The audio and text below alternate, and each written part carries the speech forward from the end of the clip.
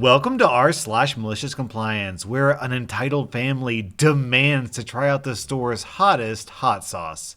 So, I work as a specialist property valuer. A few years ago, a real estate agent friend approached me on behalf of his client. His client was a bookseller who operated a specialist bookshop on the 7th floor of a city building. A one-man band small business. Nice bloke. Unfortunately, Nice Bloke had decided to renew his lease for 5 years and signed the new lease without getting advice. His new building owner enacted the market rent review clause and jacked up his rent by something like 50%. He tells the Nice Bloke that his new rent for the next 5 years is X. Nice Bloke is distraught. He can't afford it. So he asks nicely to rescind the lease and he'll move elsewhere. The estate agent friend has found a cheaper space for him. He's denied by the building owner. The building owner says he'll also sue if he breaks the lease. So the agent asked me to review the case. I looked through the case. The Nice Bloke is stuffed. The lease is locked tight and they're justified in jacking up the rent. I think our only hope is to appeal to the mercy of the building owner's lawyer. So I call him and ask for release, penalty free for my client. Mr. Lawyer says, "Stiff cheddar, you need to comply with the law. Try reading the lease." A real arrogant a-hole. Cue malicious compliance. Okay, I will. I read through the lease and note that all references to the Retail Lease Act have been crossed out. Fair enough. The act only applies to retail tenancies if they're below the 3rd floor of the building. The Nice Bloke is on level 7. The act shouldn't apply. But hold up, I'm gonna check that. I call the Small Business Commission who administers the act, and they advise that if you retail a good, like books, it doesn't matter what floor you're on. The act applies. You could be on the frickin' roof if you want. The level 3 provision only applies if you retail a service. This means the building owner has breached the act and failed to comply with the law. There are certain things they have to provide before signing a lease and timing they have to follow. A breach is no small thing. I get a ruling from the commission. I call for mediation with Mr. Lawyer. Present are Mr. Lawyer, building owner and their agent, and Nice Bloke and me. I again plead for a penalty-free release. No dice, and they threaten to sue. I gently slide the ruling across the table to Mr. Lawyer. Okay, well, as per your suggestion, I read the lease. We have a ruling that proves the act applies to the lease. Your client failed to comply with the act and committed a statutory offense. The lawyer reads the ruling. Okay, we'll grant you a penalty-free release. Oh, we don't need that. We enact our right under the act to terminate the lease, penalty-free, and to seek damages for the landlord's breach of their statutory obligations, and I'll be reporting the breach to the commission. No need for all that. Let's just tear up the lease. Sorry, that wouldn't be complying with the law, would it? OP, if this story was a meal, I'd order seconds and send my compliments to the chef. Our next Reddit post is from Seckhead Lesson. I work as an administrative assistant at a major sporting goods retailer. Part of my job is to track attendance and regularly upload a report to corporate. My store manager just recently, in the last 2 years, got hired by our district manager who she's been friends with for years. They managed to push out the old store manager who had the store running like a ticking clock.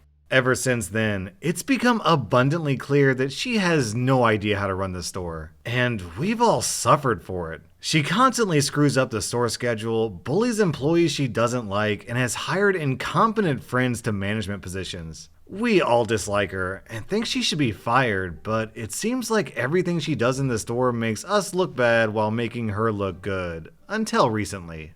Like I said above, part of my job is tracking attendance. Yet, for years, it's been common knowledge that those in my position are expected to fail to upload attendance records to corporate because the company's policies on attendance are extremely harsh, and many employees fail to meet attendance due to factors out of their control. For instance, employees who come in before we open to process our freight often clock in late because the managers on duty take their sweet time opening the front door for these employees. It's not their fault that they come in late. And on some occasions, certain employees have been left outside for upwards of 30 minutes after ringing our doorbell because the only person who could open the doors was busy or didn't hear the doorbell, which is soft. Anyway, if I should upload the attendance record to corporate, many of these employees would be fired on the spot by our regional manager. through email because these things are automated and mandatory. As a side note, the store manager is one of the managers who likes to take 10 to 15 minutes to open the door for freight employees.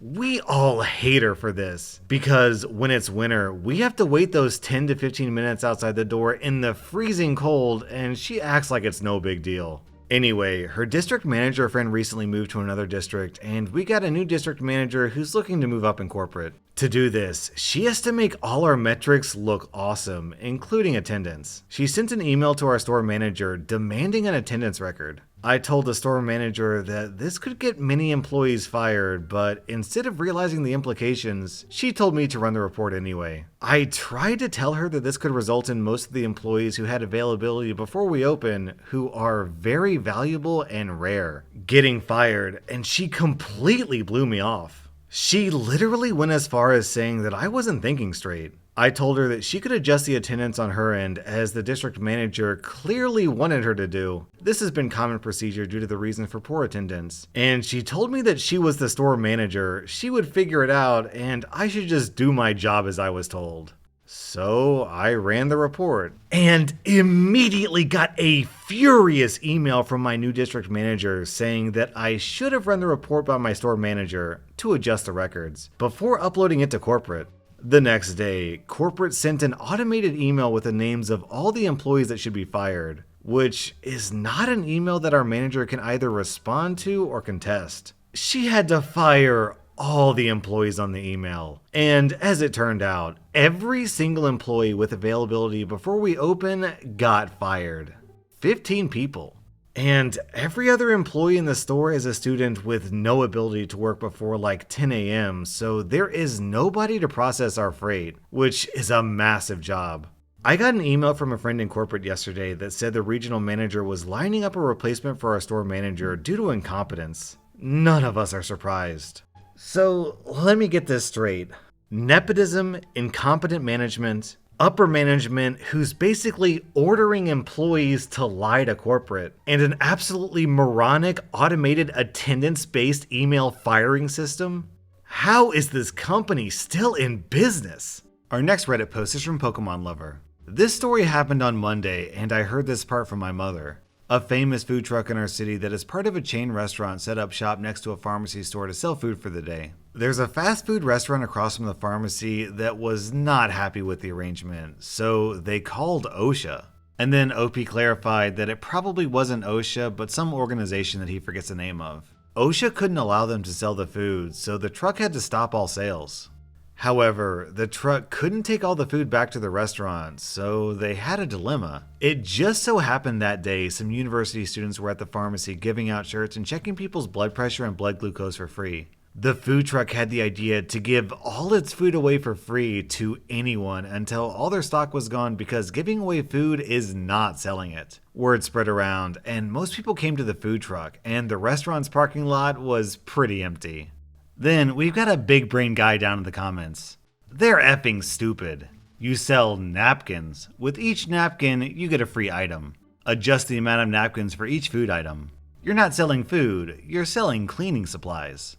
Our next Reddit post is from a Raven. I work in a hot sauce store in a busy outlet mall. We're a well-liked locally owned business and have many loyal return customers. But at this particular location, we also get a lot of tourists who are curious about our challenge items or Hot Ones products. We have a large variety of samples available every day, literally like 100 hot sauces. Over 50 barbecue and wing sauces just out on the table, and we can pull another 50 plus bottles or so from the fridge if one's open. Every so often, we get people who come into the store and ask to try the hottest sauce. They love jalapenos in their burritos and have eaten habaneros straight, and they're ready to enter the ring, swallow the sauce, and gain the admiration of a couple friends and bystanders at the cost of a stomach ache. We usually try to guide them to the 10th hottest sauce in the store, burn them with it, and move on to something mild or medium suited to their taste.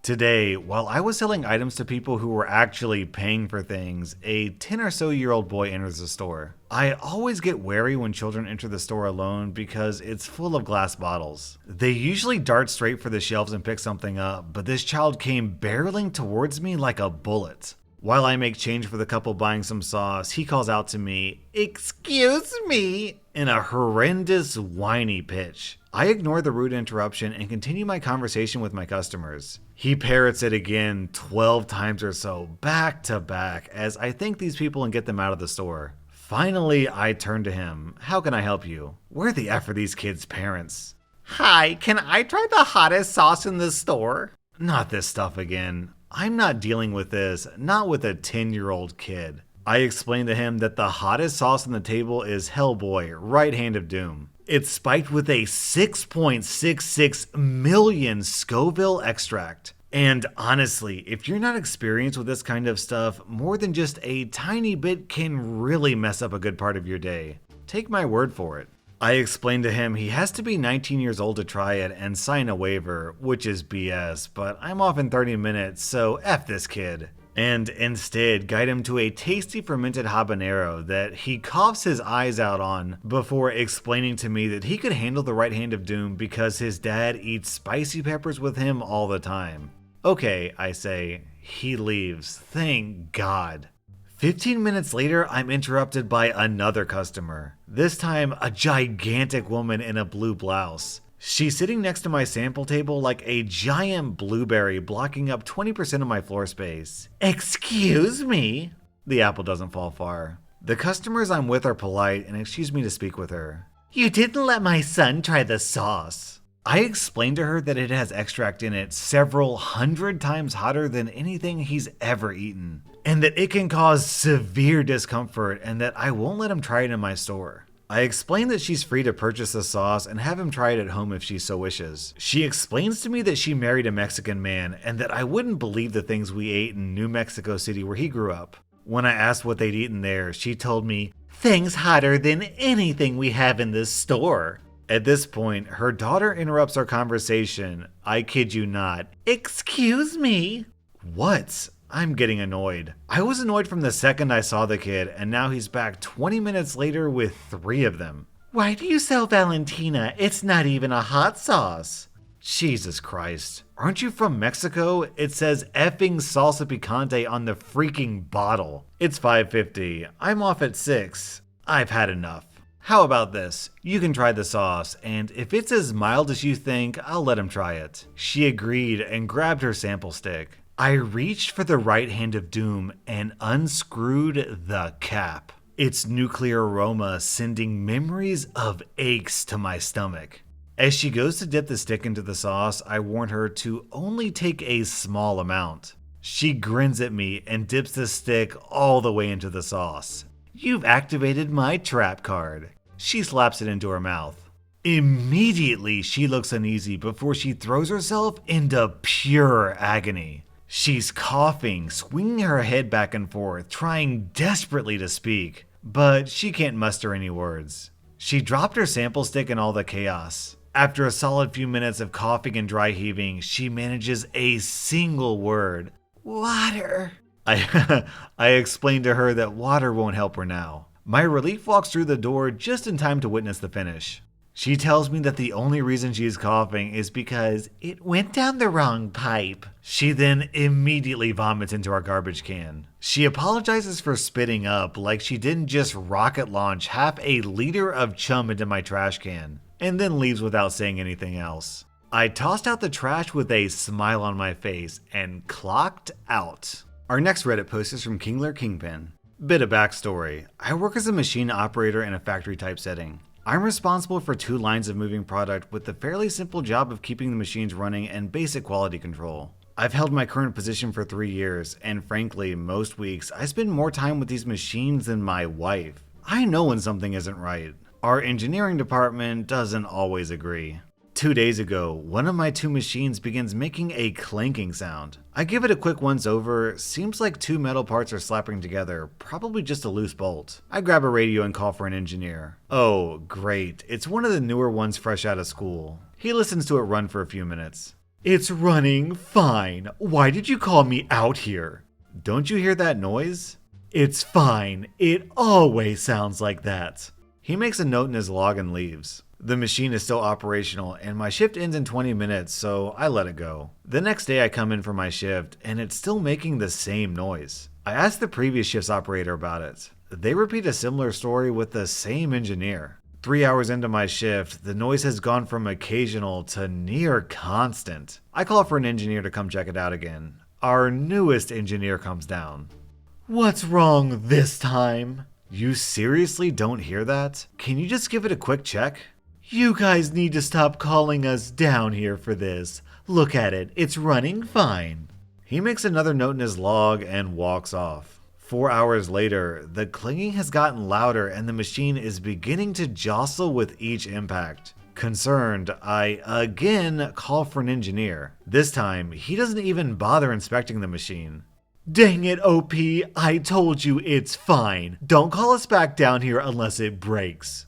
Cue compliance. I run it as it is for the rest of my shift. The noise and movement of the machine growing worse the entire time. I check it every other hour, hasn't broken yet.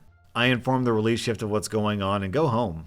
I come in today and the noise is nearly deafening and the entire product line is shaking with the strength of the impacts. The previous shift informs me that the engineering department still hasn't looked at it. I stop the machine and give it a quick look. Still not broken, I run it as is. 10 hours into my shift, and we're suddenly bombarded by a symphony of metallic noises and screeches. Half of the machine is now on the floor, while the other half gyrates wildly as it attempts to continue. I press the emergency stop and make the call. He begins to complain before he even makes it to my lines.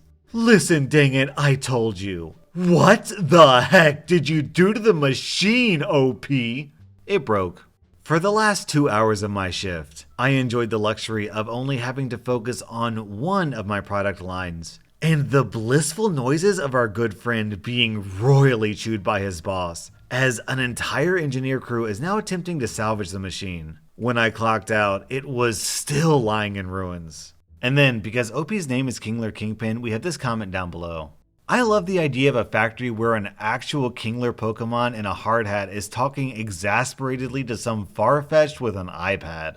I didn't picture this as I was reading it, but now I can't see it any other way.